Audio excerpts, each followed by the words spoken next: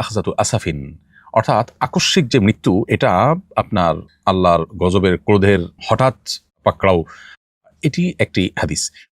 এর বাইরে আরেকটা হাদিস আছে, নবী সাল্লাল্লাহু আলাইহি ওয়াসাল্লাম একবার একটা দেয়ালের কাছাকাছি ছিলেন, দেয়ালটা যে কোনো মুহূর্তে পড়ে যাবে এরকম একটা অবস্থা ছিল। নবী সাল্লাল্লাহু আলাইহি ওয়াসাল্লাম তখন সরে এসেছেন এবং বলেছেন যে আমি এই আকস্মিক মৃত্যু থেকে বাঁচতে চাই এবং পানা চাই, কারণ হলো এর ফলে মৃত্যুর আগে যে ওসিয়ত করার সুযোগ থাকে সেটি থেকে বঞ্চিত হয় মানুষ, এবং এর ফলে মৃত্যুর আগে তওবা করার, ইস্তেগফার করার যে সুযোগ থাকে সেটা থেকে মানুষ বঞ্চিত হয়। এজন্য এটা আমি চাই না।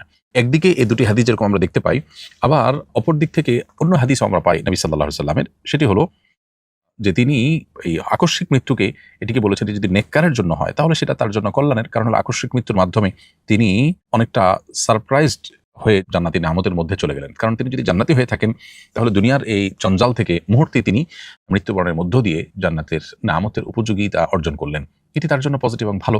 আর যদি কেউ গুনাহগার হয়, জাহান্নামী হয়, কাফির ফাসিক হয়, তাহলে সেক্ষেত্রে তার জন্য আকস্মিক মৃত্যুটা খারাপ, বিকজ তার এটা দুনিয়া যেটুকু নেয়ামত ছিল সেটুকু তার বিচ্ছিন্ন হয়ে গেল।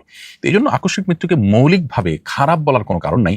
যদিও যে হাদিসটি আমরা দেখেছি যে মওতুল ফুজাতে আখজাতু আসাফিন বলা হয়েছে, প্রথম যে হাদিসটা আমরা উল্লেখ করেছি, সেটা মূলত কাফির এবং ফাসিক তাদের জন্য প্রযোজ্য, এবং খারাপ মানুষদের জন্য এটি প্রযোজ্য, বিশেষ করে যাদের তওবা নাই, ইস্তিগফার নাই, আল্লাহর কাছে যাওয়ার জন্য প্রস্তুতি নাই, এবং যাদের মধ্যে ঈমান নাই, নেক আমল নাই, তাদের জন্য এটি প্রযোজ্য।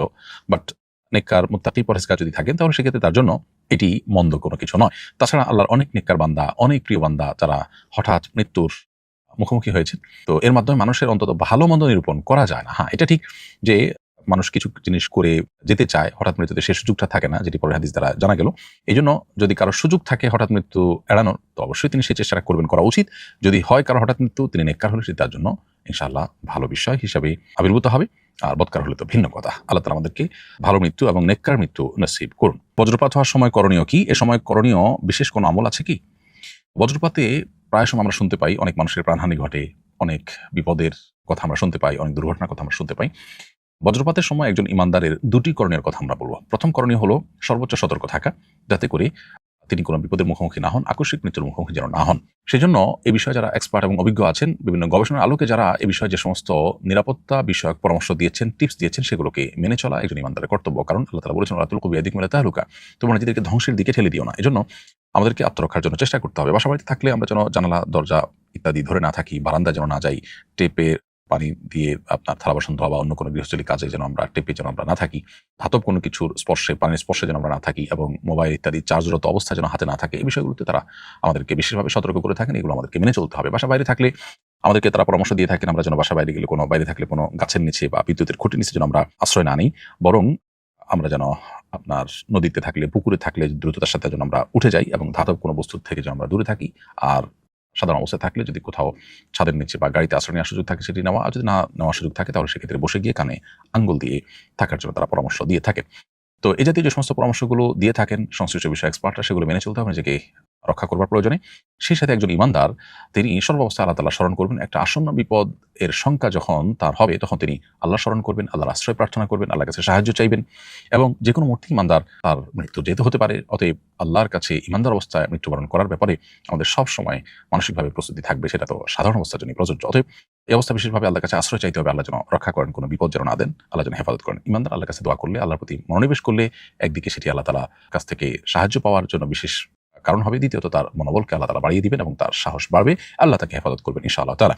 কোন কারণে তার মৃত্যু হলেও সেটি আল্লাহর স্মরণরত অবস্থায় ইমানদারের মৃত্যু হলো, যেটি আরেকটি সৌভাগ্যের কারণ। এছাড়াও মেঘের গর্জন যখন আমরা শুনতে পাবো, তখন একটি দোয়া পড়ার কথা সাহাবী আব্দুল্লাহ ইবনে জুবাইর রাদিয়াল্লাহু তাআলা থেকে বর্ণিত হয়েছে। ইমাম বুখারী রাহিমাহুল্লাহ আল আদাবুল মুফরাদে এটি উল্লেখ করেছেন। তিনি মূলত একটি তাসবিহ, আল্লাহর পবিত্রতা জ্ঞাপন করতেন। যখন মেঘের গর্জন শোনা যেত, অন্য কথাবার্তা বন্ধ করে আল্লাহর দিকে মনোনিবেশ করে তিনি বলতেন, সুবহানাল্লাযী ইউসাব্বিহুর রা'দু বিহামদিহি ওয়াল মালাইকাতু মিন খিফাতিহি। অতএব মেঘের গর্জন হলে আমরা এটি পড়তে পারি। এর বাইরে আল্লাহ তাআলার কাছে সাধারণ অবস্থাতে যে কোনো আসন্ন বিপদ থেকে বাঁচার জন্য আমরা সর্বোচ্চ সচেষ্ট থাকব।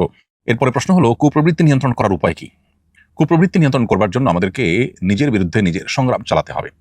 অর্থাৎ নিজের নফস বা আমার প্রবৃত্তি কোনো কিছু চাইলেই সেটা আমি করব, ব্যাপারটা সেরকম না। যদি সেটি নিষিদ্ধ হয়, হারাম হয়, তাহলে সেটা থেকে বেঁচে থাকার জন্য আত্মসংগ্রাম চালাতে হবে, মনের বিরুদ্ধে চলার চেষ্টা করতে হবে।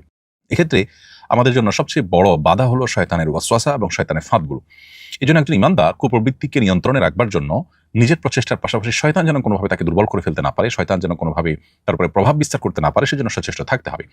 যে সমস্ত গুনাহগুলোর ব্যাপারে শরীয়ত আমাদেরকে সতর্ক করেছে, কোরআন হাদিস আমাদেরকে সতর্ক করেছে, যে গুনাহগুলোর সাথে শয়তানের কোনোভাবে লিঙ্ক প্রমাণিত হয়, সেগুলো থেকে বেঁচে থাকার সর্বোচ্চ চেষ্টা করতে হবে। দৈনন্দিন জীবনে সুন্নাহর অনুসরণ এবং কোরআন হাদিস নিষিদ্ধ বিষয়গুলো থেকে বেঁচে থাকা, স্পেশালি আপনার মিউজিক, তারপরে আপনার হারাম উপার্জন, তারপর শয়তানের বিচরণ ক্ষেত্রগুলোতে বিচরণ বা শয়তানের নির্দিষ্ট পথে পথ চলা, এবং যৌনতা সংশ্লিষ্ট যে গুনাহগুলো আছে সেগুলোতে লিপ্ত হওয়া, বিকৃতিতে লিপ্ত হওয়া, এগুলো শয়তানের মাদাখেল বা শয়তান মানুষের ভিতরে প্রভাব বিস্তার করার যে উপায়গুলো আছে সেগুলোর মধ্যে থেকে অন্যতম। এই জন্য এই বিষয়গুলো থেকে বিশেষভাবে বেঁচে থাকার জন্য সচেষ্ট আমাদেরকে থাকতে হবে ইনশাআল্লাহ। তাহলে নিজের কুপ্রবৃত্তিকে আমরা নিয়ন্ত্রণ করতে পারবো। সেই সাথে আল্লাহ তাআলার কাছে দোয়া করতে হবে। নবী সাল্লাল্লাহু আলাইহি ওয়াসাল্লাম বিভিন্ন রকমের দোয়া আমাদেরকে শিখিয়েছেন।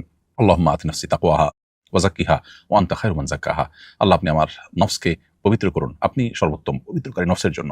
এছাড়া নবী সাল্লাল্লাহু আলাইহি ওয়াসাল্লাম দোয়া শিখিয়েছেন আমাদেরকে, আল্লাহুম্মা আলহিমনি রুশদি, আল্লাহ আমার নফসকে, আমার প্রবৃত্তিকে ভালো কাজে চলার জন্য আপনি পথনির্দেশ করুন।